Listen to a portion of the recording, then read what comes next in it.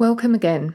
Kate Zagorskis is a consultant and coach based in Toronto, Canada. She spent the last decade helping individuals, teams, and organisations navigate new ways of working and leading in the face of massive change and complexity. The Enneagram informs Kate's work along with integral and spiral dynamics, and Kate's also trained in Success Finder and offers assessments in that. You can find her at thenewwork.com. It's not especially relevant, but Kate also happens to be my friend. More so, she's offered me a deep level of companionship these past 4 years of fairly rapid deconstruction. In truth, I can't imagine ever not being able to talk to Kate. I think I'd feel a lot more lonely and my humour quotient would definitely be a lot lower. I think maybe that everyone needs a Kate to accompany them on the arduous journey of self-realisation. In this interview, we talk about change. I found these patterns in how each type responds to change very insightful. I've really enjoyed, in particular, thinking about this idea of being the most resistant to the perspective of the wings during change. It makes complete sense, given that the stress of change probably makes us contract more into our own types. I think that Kate has a deep understanding and compassion for the process of individual and collective change and speaks very beautifully about it. I'm delighted to share with you my friend Kate.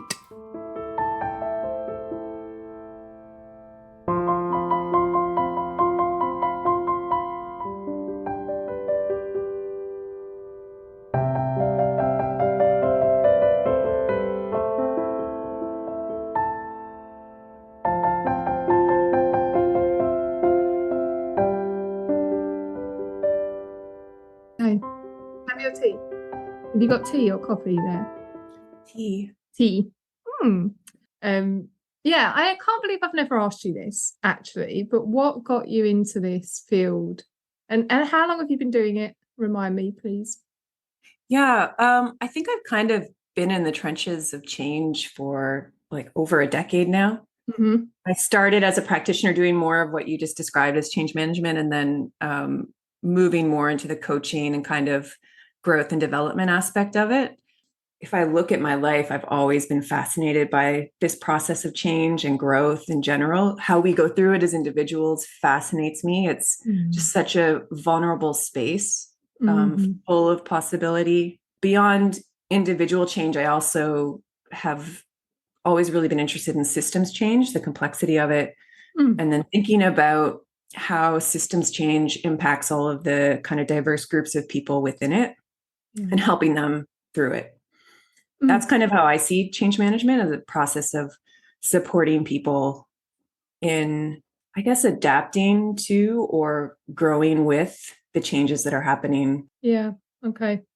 When you're doing that in organisations, and this is always the thing that I can never get my head around. So you're supporting the individuals, but it's the organisation's hiring you, right? They're not interested in making sure that individuals are developed, are they? Well, I think it's changing a lot these days. So I think originally, even though the term change management actually annoys me, it's an oxymoron. There's no such thing as ever being able to control and manage change. But I do think in the past, companies thought, okay, we need to move into the future and make changes happen in our organization. Let's just roll out all these changes and the humans will all adapt to it. It used to be top down. I'm a leader. I direct it. I send out the email and then everyone starts doing something differently. But what they're realizing is that never really worked to begin with. So they're seeing now that it's actually needs to be more about the individual growth of the person. So there is more of a focus these days on what is the individual going through, having empathy for that, and allowing the emotional response to change to happen where that used to be denied a little bit. So that sounds better, actually. And that must have changed what the emphasis is with your work. So what do you love about it? Because to me, it sounds pretty exciting. It's meaningful work. I think what I love about it, and, I think also simultaneously frustrates me, is just the sheer challenge of it. Like it actually, how long it takes to create meaningful change. It's challenging work and exciting for that reason as well too. Like in my earlier days, I was part of some of these really messy projects that now they almost broke me a little bit. Nothing is happening. Nothing is sticking. There's conflict everywhere. No one actually wants this to happen. Why are we trying to make this happen? And now looking back, I actually think of those messier projects as the ones where real change actually happened because we allowed it to kind of get to that place. It gets us to a better change as well, too. And I've just remembered the immunity to change thing. So it's actually interesting because like Keegan and Leahy have shaped a lot of how I think about change as well, too, around competing commitments and what the process of growth looks like. But that was a real culture change program that was certainly emotional and messy as well, too. But yeah, that was probably one of my early change experiences. It introduced me to Ken Wilber, introduced me to Integral. It introduced me to spiral dynamics, a lot of the thinking about perspectives and value systems. And I think that original project really shaped my perspective on change. Actually, I forget that was the entry point to Integral. Yeah. I'm sure you would have found your way to it anyway if you were not in this field, but I hope so. It's interesting how my understanding of it has evolved over time as well, too, because I look back at what I thought it was back then, and probably I was in a very different developmental stage at that point myself, even see the Integral really differently. And that's quite interesting. Some of the early change frameworks, like you're probably familiar with Kubler-Ross, that's used in change quite a bit. And the change curve is another one where there's like a up and down that we go through from periods of excitement to what they call the pit of despair, which is like my favorite place in change. Like any framework is helpful. They're held a little too tightly, I think, as processes for change, which there's no such thing.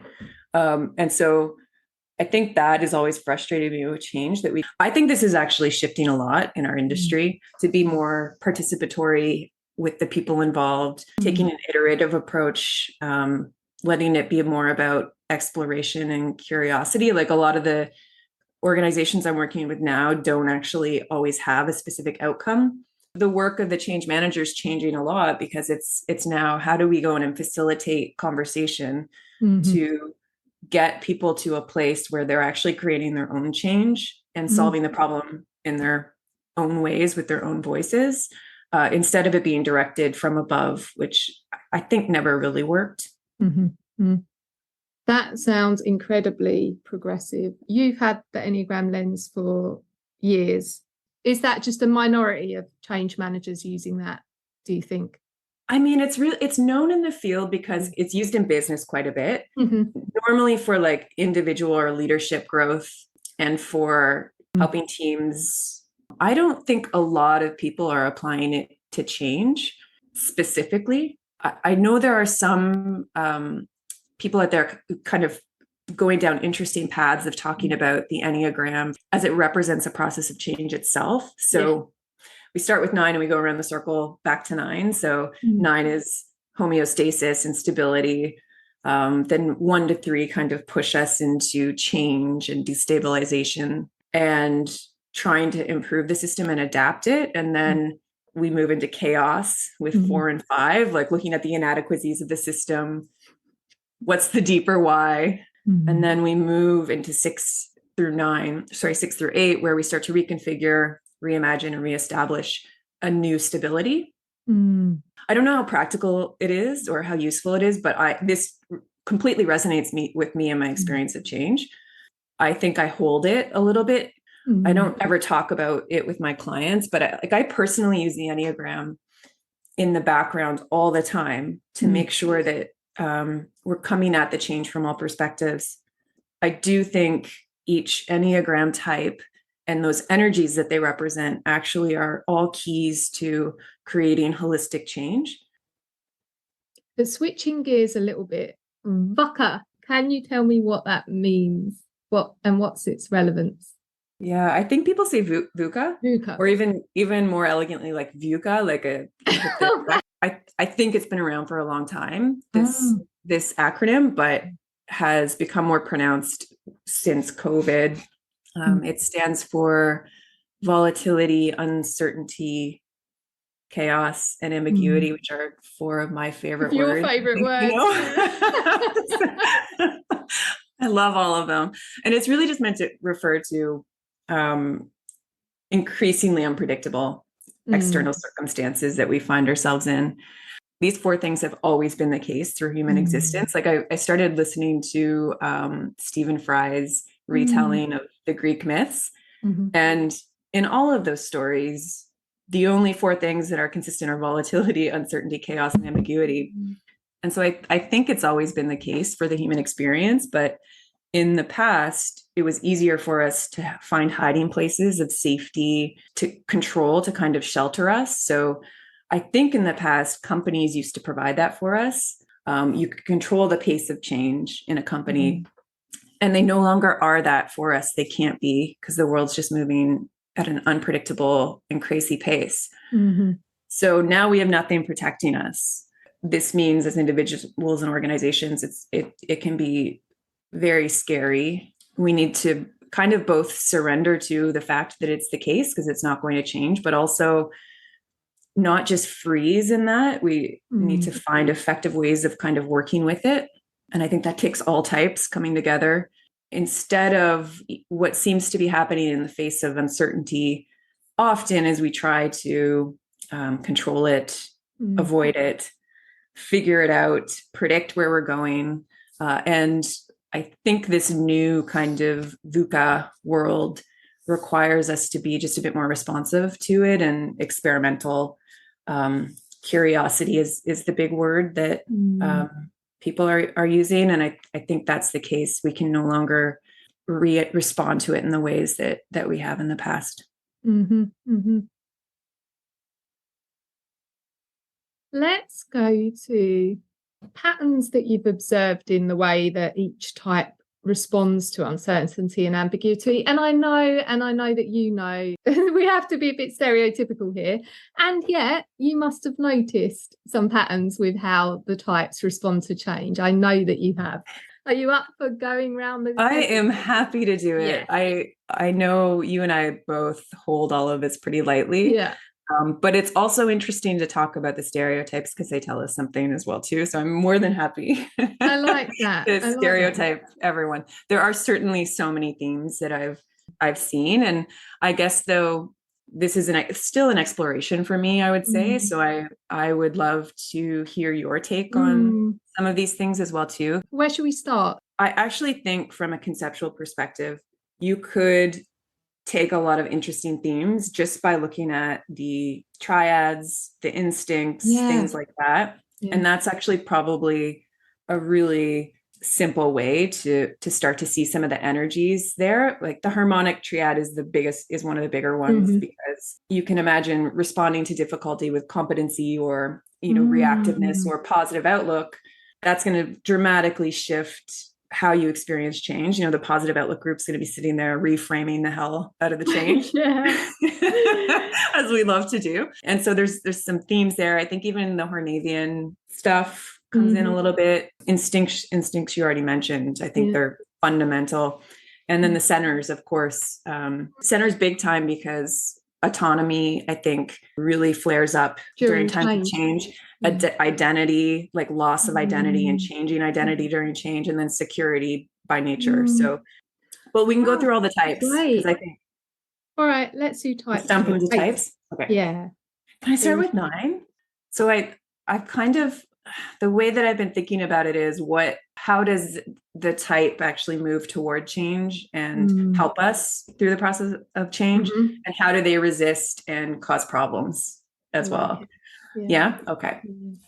Please jump in, because some of these are actually more my experience in the workplace versus the reading in books. So yeah, I've done more of the reading. You've done more of the experience. Makes sense. I think 9s in the workplace. So I don't think anyone would be shocked to hear that they do naturally want to create that harmony and comfort and inclusion.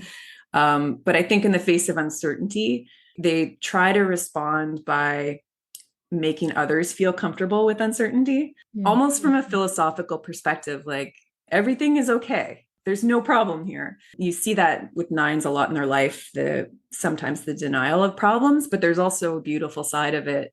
I think it can actually help us build some acceptance of the situation and, even position it as something good as well too. Regardless of what's going on with them, I think they come across at least as quite calm and stable. And so they're often in change. I've noticed places of comfort for people. I think like during uncertainty, all of the other types kind of explode with their own perspective. And nines, I think, kind of look at that and say, how do we bring this back into some sort of alignment? How do we find common ground in this chaos? And it's a huge gift to everyone that they're able to kind of hold that perspective. Nines are often positioned as the pushovers and docile. In the workplace, I don't find them to be that way. Actually, a lot of change managers are nines that I've met.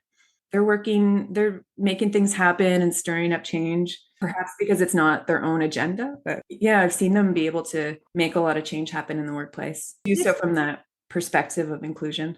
It's true for me too. Like I think that's where I'm most comfortable with my anger and conflict. I guess because I'm fighting for something on behalf of others versus pushing forward something that is all about me. And it makes complete sense. Yeah. Are there any dark side? Yeah, dark side. Yeah. I mean, I think that all of this is because they really don't want to experience the discomfort of the change. And so there's a lot of it is not wanting to be internally affected by things.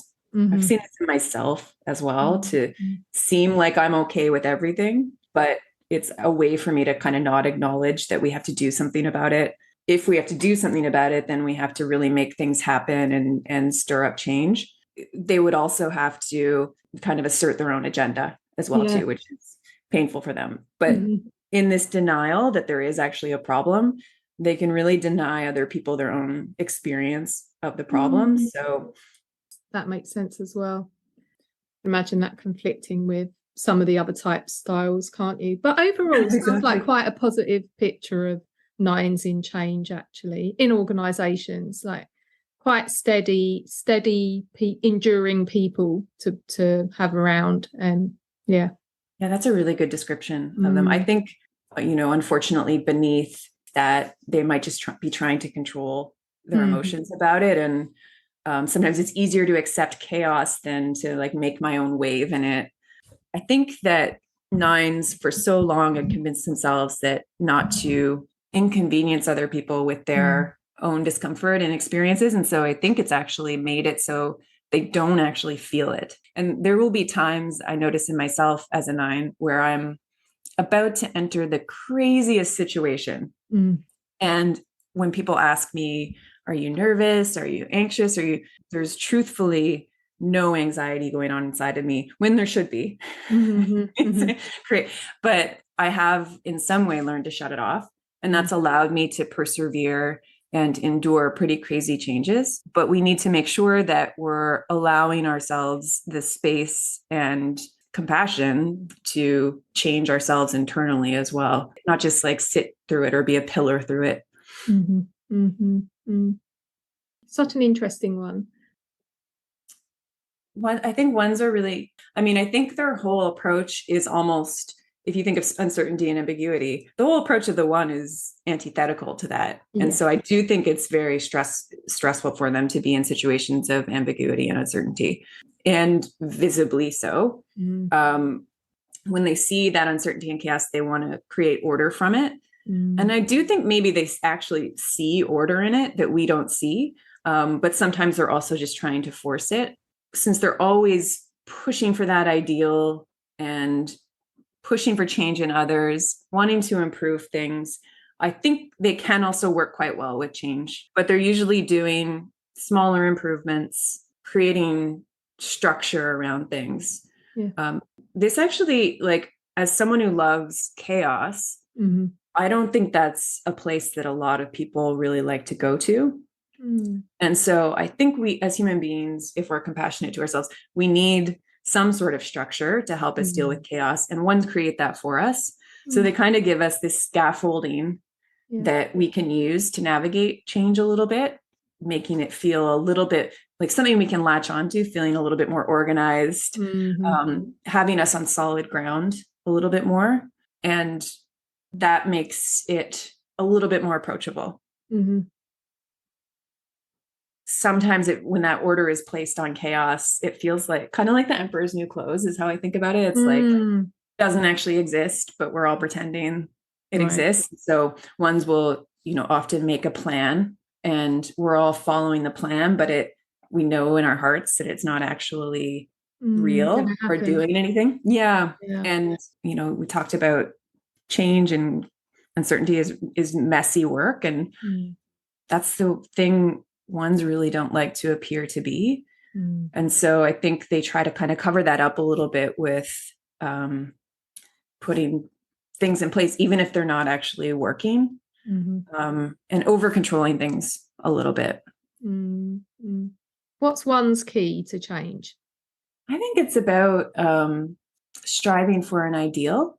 I think they pull us toward that and help us create a little bit of structure that can lead us to it. But I think they're the holders of ideals, and in change, I think that's really important that we have that guiding light. They're going to have to be compromised. And I think the ones really don't want them to be compromised. So they'll often not include people or not be the best delegators, try to take on too much type of thing. Just because they don't want to be seen as making all the mistakes that you would inevitably have to make if you're dealing with the messiness of change. And because we didn't clearly name it for 9, I don't think. What's 9's key? Yeah, I think for 9, I would say holding a holistic perspective that includes everyone. Let's do the terrible 2s. What are they like in change? My experience of 2s is that their empathy and their attunement with other people just goes into overdrive. Wow. Of course, in wonderful ways. I think like they really, during uncertainty, they're really looking at the pain that other people might be in and trying to do things to make it better for them. The 2 energy of this is about people actually has made change management a more compassionate place. That's amazing. They really do selflessly fight for other people in the organization. I've seen this so many times. And actually, during change, even though 2s can be quite emotional, if they have a mission for other people, they can actually be very effective and practical at getting things implemented. They can get things done. I mean, on the flip side, I think they're taking things quite personally themselves, but not wanting to admit that. Overreacting to the severity of change is something I've seen 2s do as well. Sometimes the people don't need to be helped, but 2s will go about helping them anyway. And I think they naturally kind of see the change as some sort of personal rejection of them. Yeah. The hardest change for a 2 is being laid off work. I've seen that. Like it's difficult for everyone, but I think it's quite traumatic for 2s because that pushes on. Oh my God. I worked with a 2 once who went on maternity leave and had a really challenging year of maternity leave.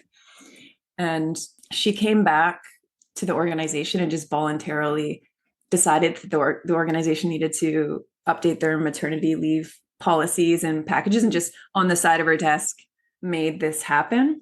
And I feel like that's just like the perfect example of a 2 where it's like they're projecting, they went through something terrible and they don't want to admit that necessarily. So they make it better for other people. I found that and it's interesting how that projection can create quite beautiful things, but it can also be, just a projection of their own needs onto other people as well too. What's the key that 2 holds to? Making sure that people are thought of. Yep. 3s I find fascinating in change because it's everything that you read about them. I feel doesn't really equate to what my experience has been. Like you would assume they would try to create success for themselves. And Yeah. I've actually seen them more hold on to the status quo a little bit and improve it, because it's the thing that they're good at. And they're actually quite good at saying, okay, this is what we have available to us. How do we make it all work? And so I think a lot of people see threes as like selfishly going off to pursue their own success. And I think in change, they can sometimes be a little bit more focused on what are we capable of doing here and doing really well, having a successful impact with, and less about forging ahead and with a massive big change. I think they like it's like they almost make us see that all is not lost. Like, yes, there's uncertainty, but we can still keep moving forward. I think in my early days with the Enneagram, I assumed threes would be perfectionists, and many that I've met are not at all. They're actually more, even if it's not the perfect thing, let's move forward with it. Yeah. Yeah. And that agility actually can make them quite good with change, but it can make it so that we have something, we're moving forward. So we don't get frozen in change. Threes are always there to say, look, if there's some efficient thing we can do, then we can start moving now. This is touching me somehow. It's making me think of hope. You know, what's the dark side of three as they're going through change? I think, I think they often deny the extent of the change required, especially when emotions get in the way. I always laugh that 3 and 4 are next to each other, because I think in the workplace, they're hilarious together. I often am part of conversations about change these days and I notice threes are often a little more impatient in those conversations, because they're like, why are we making a big deal of this? We just need to move forward. And in that, denying the actual upheaval that's happening, and denying that there are emotions under it, denying that they might be headed in the wrong direction, that they have to stop and think about values and other things like that. I think in their desire to just be efficient and move forward, remain capable, they'll just say, this is fine, it just needs some tweaks, let's keep going. And often things need to be completely transformed or overhauled, and they'll underplay the severity of that a little bit. They don't express doubt.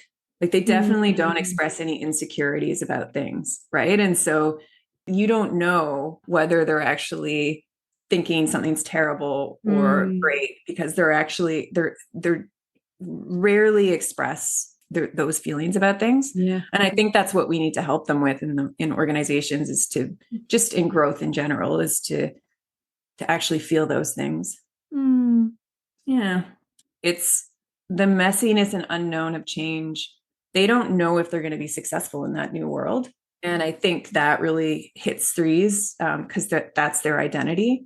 Yeah. And if they don't, of course, they're going to kind of push away from that if they actually don't know if they have the capabilities to do it. Totally. I can imagine it shunting them into 6 and 9, actually. I was thinking about that when I was writing some of these notes. Like, where do we go during times of change? And there are the arrows, and then there are the wings, and I think we kind of explode everywhere.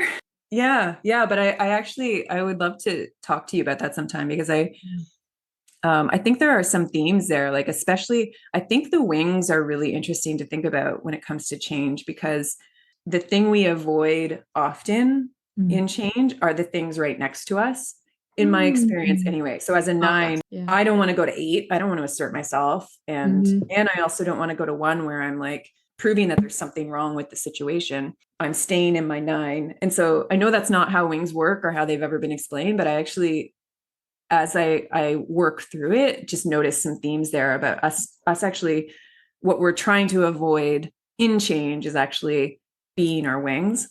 Oh, it seems very possible to me. What's Free's standout gift with change? 3 show I think they show us that we can do something. Okay. Yeah. Let's do those dark, dirty 4s. I always think the fours aren't in the organisation. Fours don't survive long in the corporate world. No, there are lots of fours in the corporate world.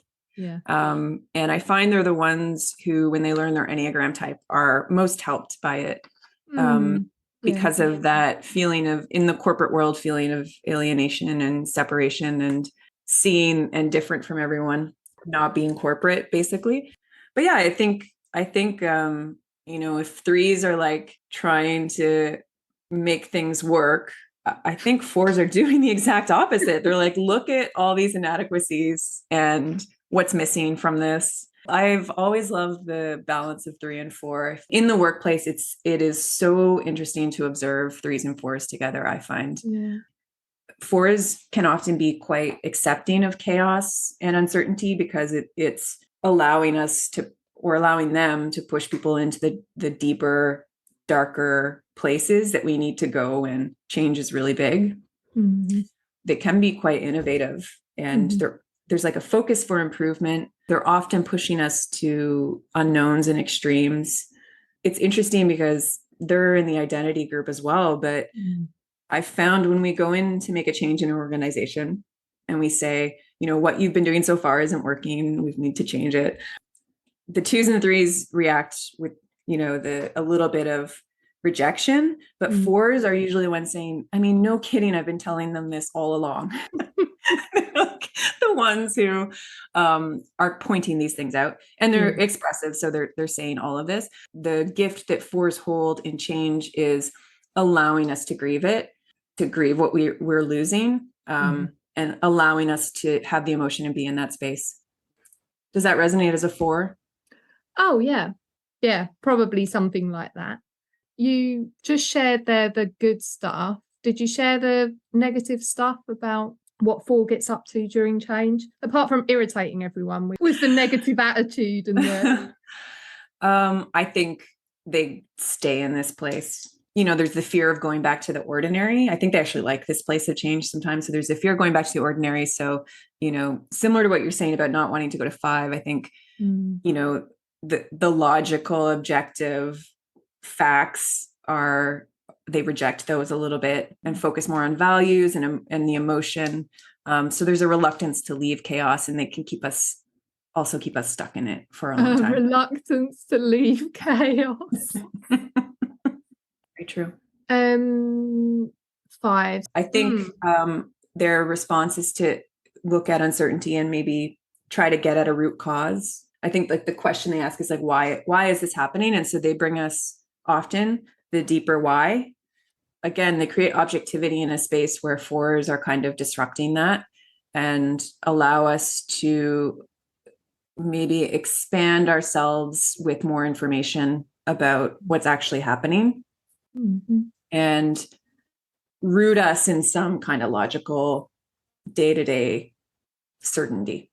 I think both 4s and 5s, when change is happening, are really questioning whether it's the right change.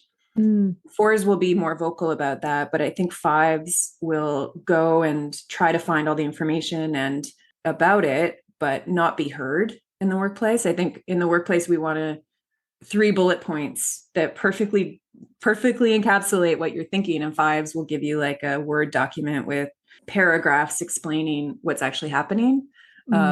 And so I sadly think a lot of the knowledge of 5s and the insight of 5s that we need and the objectivity of 5s that we need gets lost in the corporate space because, 5s aren't necessarily going to force it upon people.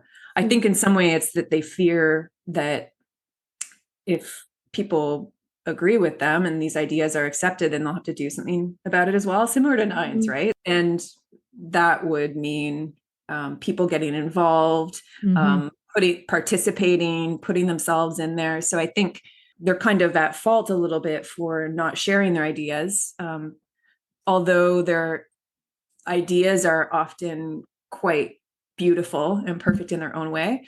I think they often don't allow for the craziness of humans because they're so objective. They kind of underestimate how illogical and emotional and unpredictable we are as human beings. And they think this is the right idea. Yeah. Why aren't people doing it? Okay. 6. Oh my gosh. 6s, I see them as like sifters or sorters of information. I've worked with a lot of 6s and change, and I think they have this gift of being able to kind of sift the signal from the noise. So they're seeing like the chaos, everything that's happening, and they're kind of figuring out, okay, what's actually the real threat here? What do we need to keep in this change, and what do we need to let go of? In change, we need to both do new stuff and let go of stuff, but we also need to keep some things and protect some things. And I think 6s are there to say, okay, here's what's actually changing. Here are the things we need to protect and not get rid of. And that needs to happen, or else change can be very scary. As human beings, we need some sort of stability. They can be a really balanced voice of reason, which is interesting. I do also think sometimes they can both in the same sentence accept the change and deny it. They're trying to like sort through those things. But the flip side of that is they try to keep and hold on to too much when they need to let go of a lot of things. And the change, if there's new ideas and big radical ideas being proposed for dealing with the change, I think 6s they see those as threats. And so they'll often kind of shut down the ideas that would actually solve some of the hairier problems that we're facing, because so I think they can also protect too much. And in their anticipation of everything that could go wrong, stop us from doing a lot of things that might be interesting. Yep, that makes sense. But overall, quite a positive picture of 6s navigating change. I have found them to be both very supportive and will be ruthlessly blunt about the reality as well. And I think I actually appreciate that perspective quite a bit. We weren't explicit about gifts for 5 and 6. So 5s, I think it's about seeing the underlying why. And then I think for 6s, it's sifting through the signal and the noise is something that resonates with me. So what's important and what's not.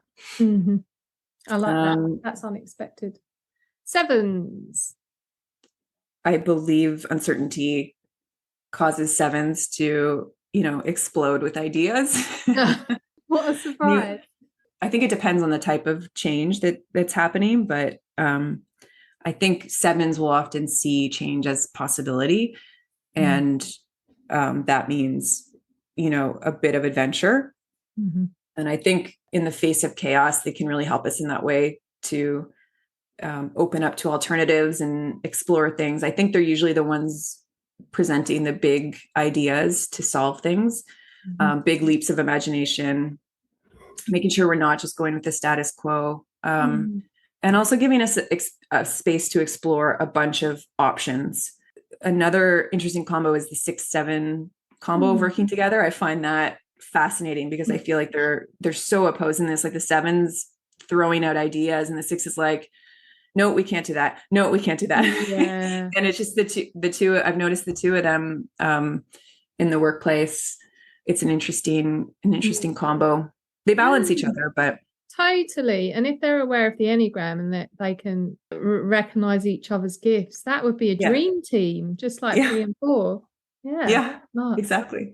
7s will deny that the problem is challenging, similar to 9s and 3s. And I think they will be too positive about it and not sit still to actually get deeper into what's actually happening. And so in many ways, I actually think they're the ones that often create a lot of chaos in the workplace and uncertainty, because they're always introducing these new ideas, or we're down a path and, well, let's just try this other path. And I think it can, 7s in a really beautiful way, but also a scary way for many people create that. It's really common in the corporate space to have a 7 leader who you'll go talk to them and they'll throw out 10 really great ideas about things, and then you'll leave and go and work on them and come back to them in a week, and the 7 won't even remember having proposed any of them. They really need to be they need to pull back a little bit with their ideas, or at least present them in the context of, this is just me brainstorming a bunch of things. They give us hope and possibility during times of uncertainty. Is that the gift of sevens in change? I think they inspire us to see what's possible, maybe. Mm-hmm. Sevens would be like big picture, visionary, radical. Threes would be like, what's possible with what we have here? I guess there's a lot of eights in leadership positions, or is that a stereotype as well? Well, I mean, I think there are a lot of people acting like eights. I think sevens often act like eights. It's the archetype of the leader, I think, that a lot of people follow. Threes often act like eights.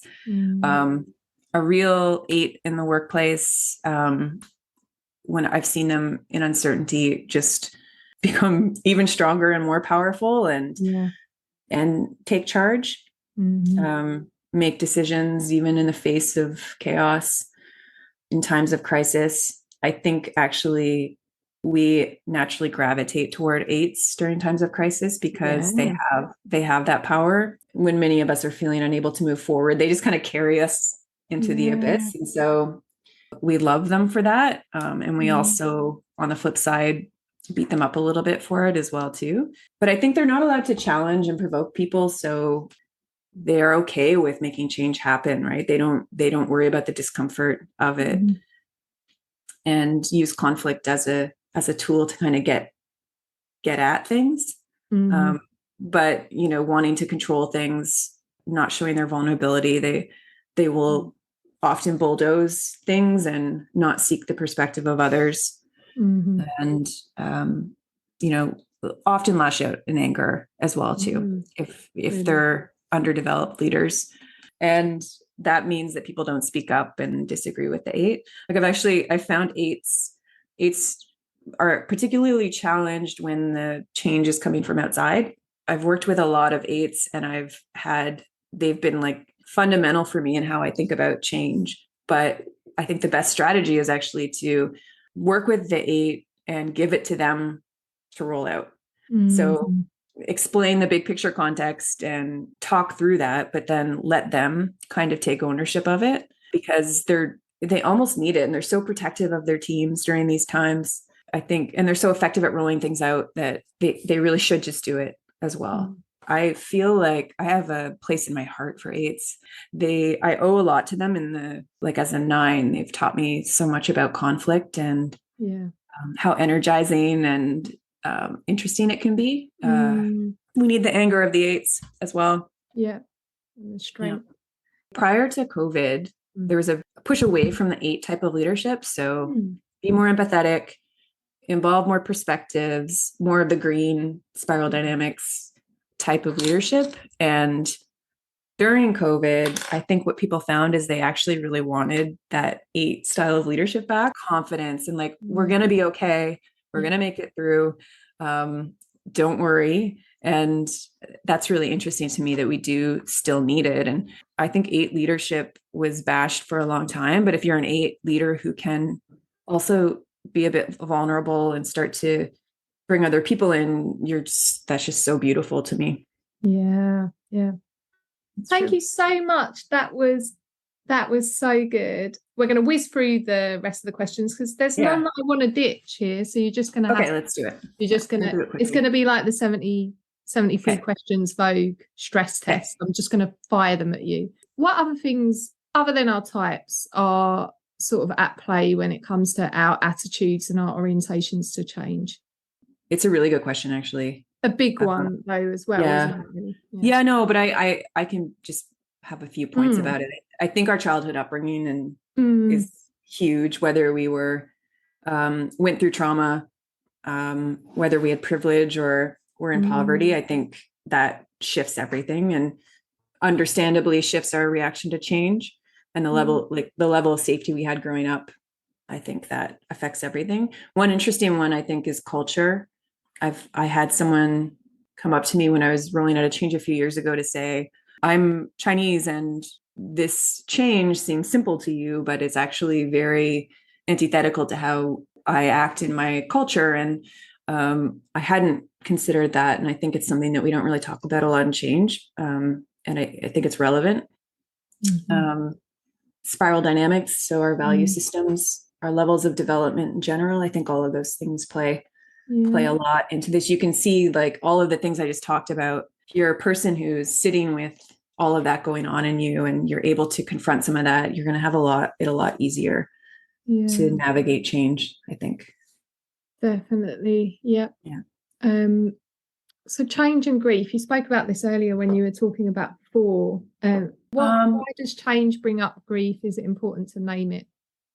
Oh, I think it's very important to name it. And it's something that I actually do in most organizations I go to. I don't think it's a comfortable topic though. And I think there's often pushback when I say it as well.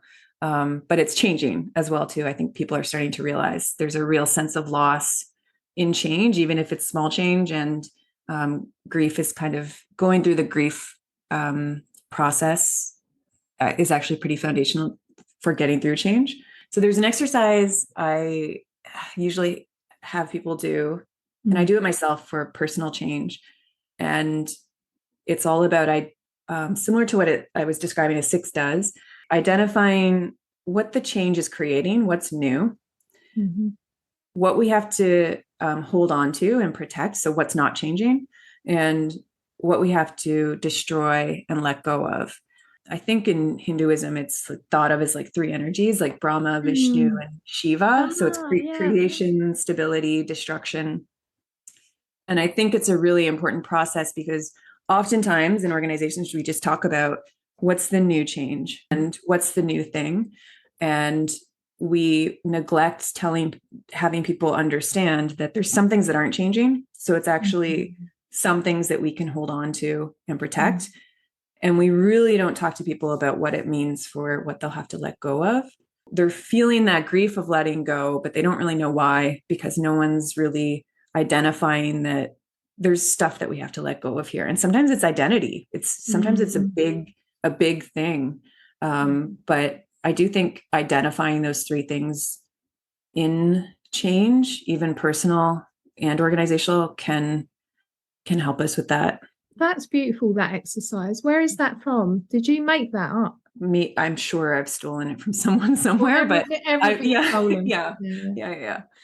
We all build on these things, but you know this already, I guess, but it's supportive for me to speak to you when I'm going through a change. When I try and isolate why that is, I suppose a lot of it is you don't give me a load of platitudes, because I really don't like that, actually. It's just my personality. I don't like hearing that, but there are ways that you offer me perspective. And I think when we're going through a difficult change and there's a lot of fear, we lose perspective naturally. It's not always true, is it, that when we're suffering that's some sort of development, but it sometimes is true. And it's certainly true that suffering of itself is not a thing. It's not a bad thing. Grieving is not a bad thing. It's a natural thing.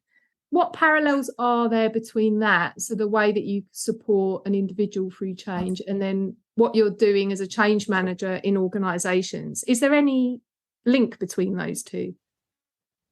How I think about this a little bit is there is a bit of positive reframing that I do, but I also have come to, especially in like with all the experiences in the last decade, have come to this point of, I do think we need to, in change, experience all the energies of the Enneagram. So it's not just reframing it, but actually going through the pain of it, doing all of it. So I hope it's not a reframe. I don't think it is. I don't yeah.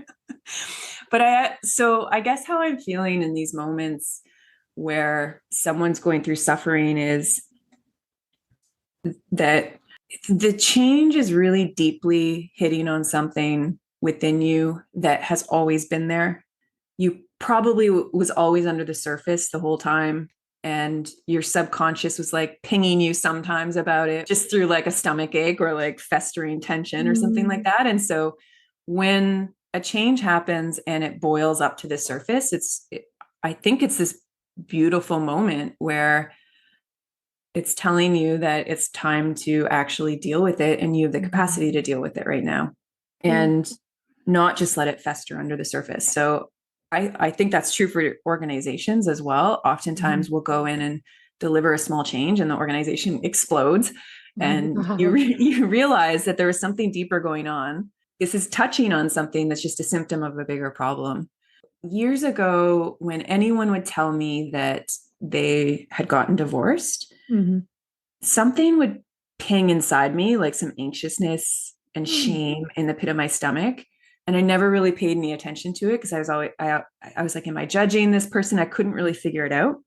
And then when I went through my own end of a long-term relationship, that feeling exploded within me. And I was like, oh, this has always been there. That feeling of like divorce being about ultimate end of love and separation and failure and shame and all of it.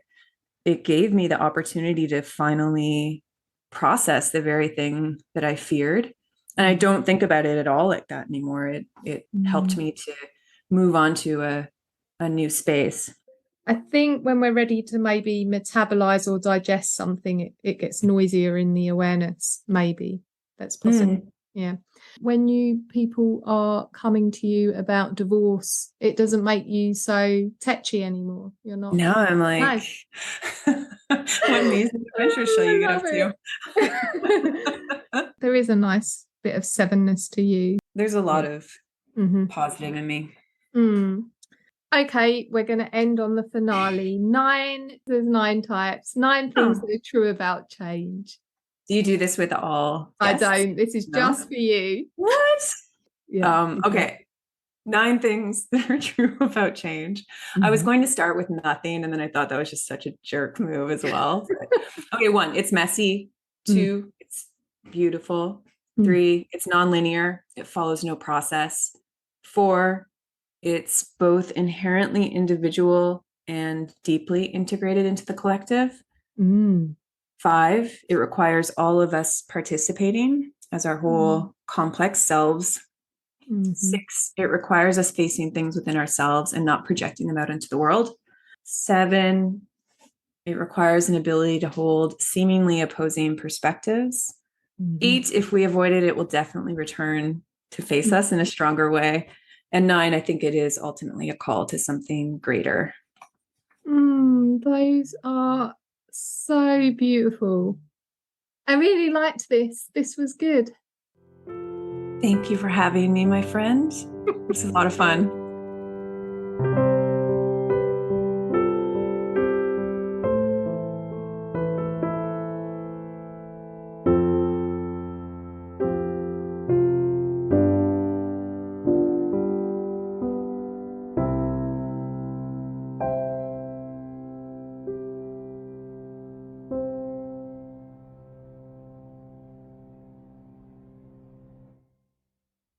Thank you for listening. The next interview is with Flemming Christiansen, and we're going to be talking about something very exciting, his new book, which is about the blind type.